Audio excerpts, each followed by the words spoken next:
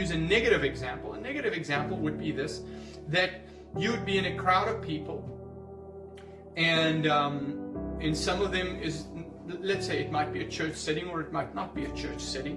And so in this crowd of people, you would have a, let's call it a bad thought, right? You would have a thought of, depression, anxiety, fear, ill feelings towards an individual, or anything that is negative towards a certain individual in that group. And you would not know why you have those bad thoughts. And you might also have another example of a bad thought. There would be a thought where you might have a thought of attraction towards a certain person, but you've never had that thought of attraction to that individual ever. You don't think about this person. In fact, you never think about this person. But suddenly, when you're in this group setting, you have this thought, which is a negative thought. And later on, you come to find out that that person that you were thinking about was actually having thoughts towards you along those lines. And sometimes it'll take you a long time to figure it out, or to hear it either in the first person or in the third person. Now, what was that?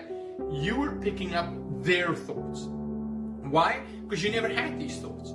These thoughts never came to you. And suddenly, when you're in the group setting and this person is in your presence, you have these thoughts. What was that? It was a thought that came to you. It wasn't your thought. That thought wasn't living in your mind, but it was a thought from the outside passing through your mind. And so that is what imaginations are. That's what thoughts are.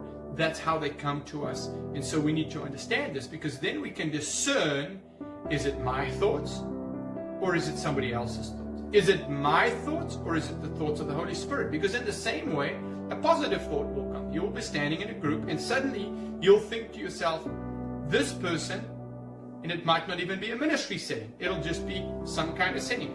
This person is having problems with their health, and the health is in their stomach area. There's a problem there. And you would be thinking, why am I thinking that? Why would I suddenly think this person has a stomach problem? They've never told me this. Why does this come to me?